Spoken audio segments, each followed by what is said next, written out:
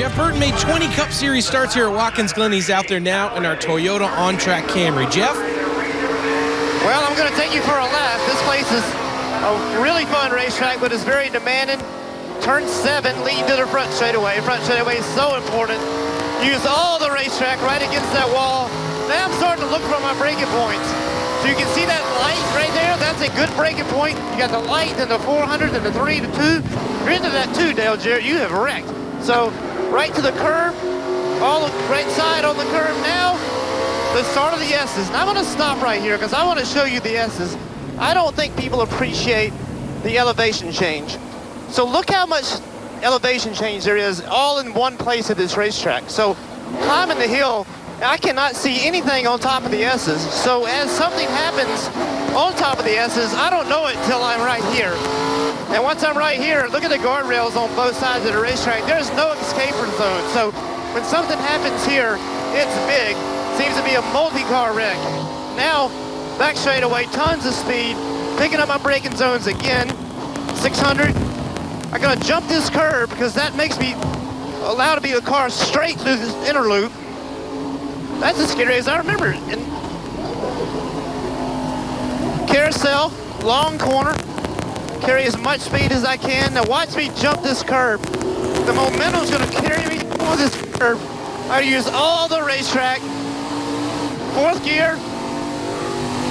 Braking zones right here at the bridge. There's actually a tunnel underneath the racetrack right there. Down to 2nd gear. Want to get my left sides on that curve. Not too much curve on the right because then you got to swing way to the left to get set up for the front straightaway. This corner again is so important because of the braking zone down at the end of this straightaway. That's a lap here. It is a fun racetrack. It's a fast racetrack. Speeds over 170 miles an hour. Very, very difficult to not only stay on track, but to also make the passes you need to make.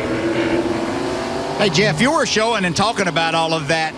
If you're going to set somebody up to make a pass, and I know that there's only a couple of spots, but what was your favorite part of this track to try to make that pass into one of these corners? Well, Dale, unfortunately, I was generally trying to keep people from passing me.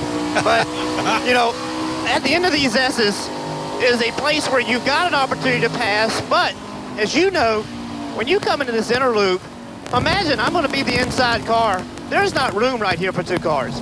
So if you're the 2nd car, you're all the way out here, and it's just not a very good place to pass. We see it happen, but it's the most dangerous passing zone.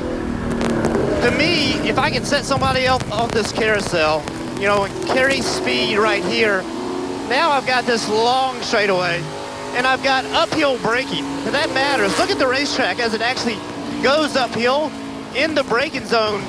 It's much more difficult for the car to wheel hop right here.